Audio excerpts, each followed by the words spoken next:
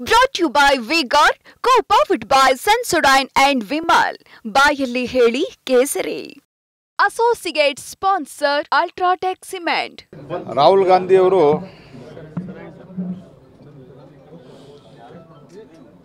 ಬಹಳ ದೊಡ್ಡ ಪ್ರಮಾಣದಲ್ಲಿ ನಿನ್ನೆ ಭಾಷಣ ಮಾಡಿದ್ದಾರೆ.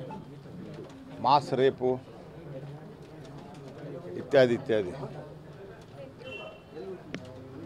ಮಾಸ್ ರೇಪ್ ಆಗಿದ್ದು ಈ 8 ದಿವಸದಲ್ಲ ಅಥವಾ BJP ಜೊತೆಗೆ ಅಲೈನ್ಸ್ ಆದಮೇಲೆ ಅಲ್ಲ, 1 ವರ್ಷದಿಂದ ನಿಮ್ಮ ಸರ್ಕಾರ ಇದೆ.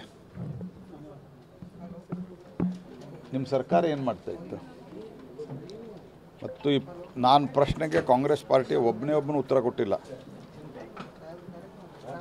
ಕಾಂಗ್ರೆಸ್ ಪಾರ್ಟಿ ಎಲ್ಲದರಲ್ಲೂ ಎಷ್ಟು ಸುಳ್ಳು ಹೇಳ್ತದೆ ಅಂತ ಇದರಲ್ಲಿ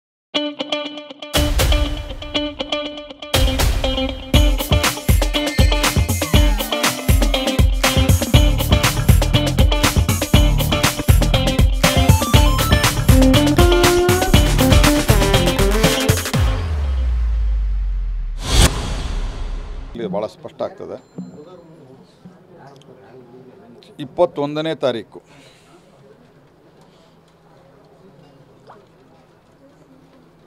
ಕ್ಲಿಪ್ಪಿಂಗ್ಗಳು ಬಂದರೂ ಸಹಿತ 28, 29ರವರೆಗೆ ಅವರು FIR ಫೈಲ್ ಮಾಡಲ್ಲ. ಮತ್ತು ಈಗ ಕೇಂದ್ರ ಸರ್ಕಾರ ಜವಾಬ್ದಾರಿ ಅನ್ನುವಂಥ ಮಾತನ್ನು ಹೇಳ್ತಾರೆ. ಹಾಗಾಗಿ ಇವರಿಗೆ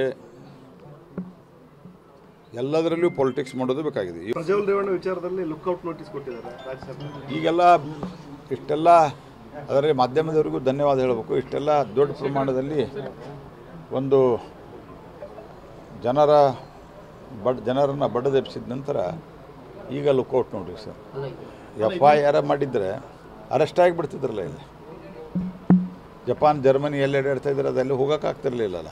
ಸರ್, ಬಿಜೆಪಿ ಮೌನವಾಗಿದ್ದಾರೆ ಅಂತ ಹೇಳ್ತಾ ಇದ್ದಾರೆ. ಮೌನ ಅಂದರೆ ಇನ್ನೇನು ನಾವೆಲ್ಲ ಹೇಳಿದ್ದೀವಿ ಅವ್ರನ್ನ. ನೀವೇ ಬಿಟ್ಟಿದ್ದು, ನಿಮ್ಮದು ಹ್ಯಾಂಡ್ ಇನ್ ಗ್ಲೌವ್ ಇದ್ದೀರಿ ನೀವು ಸಿದ್ದರಾಮಯ್ಯನವರೇ.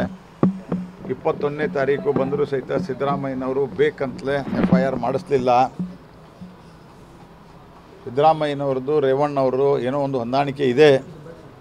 ಮತ್ತು ಅವರೇ ಹೇಳಿದಾರಿಲ್ಲ, ಪ್ರಜ್ವಲ್ನ ಸೋದರ ನನ್ನನ್ನು ಈ CD ಸಂಬಂಧಿಸಿದಂತೆ ನನಗೆ ಬಂದು ಭೇಟಿ ಮಾಡಿದ್ದ ಅಂತ. ಮತ್ತು ಆವಾಗ ಯಾಕೆ ನೀವು ಕ್ರಮ ಕೈಗೊಳ್ಳಿಲ್ಲ? ಅದನ್ನು ತಕ್ಷಣ ಎಲ್ಲಿದೆ ಏನು ನೋಡಿ, ಅದು ಎಷ್ಟು ಸ್ವರೂಪ ಗಂಭೀರವಾಗಿದೆ ಅಂತ ನಿಮಗೆ ಗೊತ್ತಿದ್ದು ಆರಾಮಾಗಿ ಮಲಗಿ ನೀವು ಇವತ್ತು BJP ಮೇಲೆ ಆರೋಪ ಮಾಡ್ತೀರಿ. ಮತ್ತು ಇನ್ನೊಂದು, ಅವ್ರಿಗೆ ವೀಸಾ ಕೊಟ್ಟರು, ಡಿಪ್ಲೊಮ್ಯಾಟಿಕ್ ಪಾಸ್ಪೋರ್ಟ್ ಕೊಟ್ಟರು. ನಾಚಿಕೆ ಮಾನ ಮರ್ಯಾದೆ ಇದ್ದಂಥವ್ರು ಈ ರೀತಿ ಯಾರೂ ಮಾತಾಡಲ್ಲ. ಯಾಕೆಂದರೆ ಯಾರೇ ಒಬ್ಬ ವ್ಯಕ್ತಿ MP ಆಗಿ ಆಯ್ಕೆಯಾದ 3-4 ದಿವಸದಲ್ಲಿ ಅವ್ರಿಗೆ ಡಿಪ್ಲೊಮ್ಯಾಟಿಕ್ ಪಾಸ್ಪೋರ್ಟ್ ಸಿಗ್ತದೆ. All MPs are entitle for the diplomatic passport. ಆ ಡಿಪ್ಲೊಮ್ಯಾಟಿಕ್ ಪಾಸ್ಪೋರ್ಟ್ ತೊಗೊಂಡ್ರೆ ಹಲವಾರು ದೇಶಗಳಿಗೆ ವಿತೌಟ್ ವೀಸಾ ಹೋಗ್ತಾರೆ.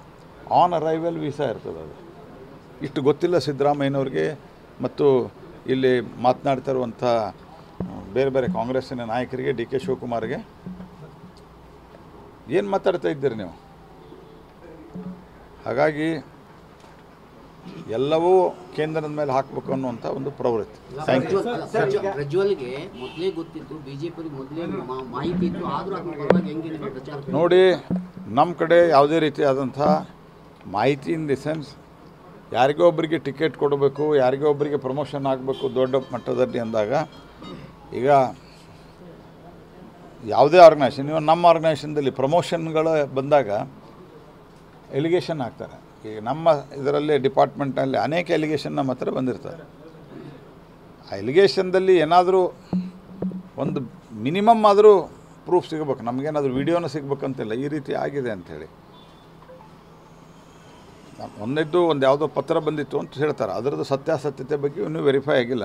ನನ್ನ ಪ್ರಕಾರ ನಮಗೇನೂ ಗೊತ್ತಿರಲಿಲ್ಲ. ಮತ್ತು ಅವ್ರ ಪಾರ್ಟಿ ತೀರ್ಮಾನ ಮಾಡಬೇಕು. ನಮ್ಮದು ಅಲೈನ್ಸ್ ಅವರಷ್ಟೇ, ನಾವು ಪಾರ್ಟಿ ನಾವು ನಡೆಸ್ತಾ ಇಲ್ಲ. BJP ಒಳಗಾಗಿದ್ದರೆ ನಾವು ಜವಾಬ್ದಾರರು.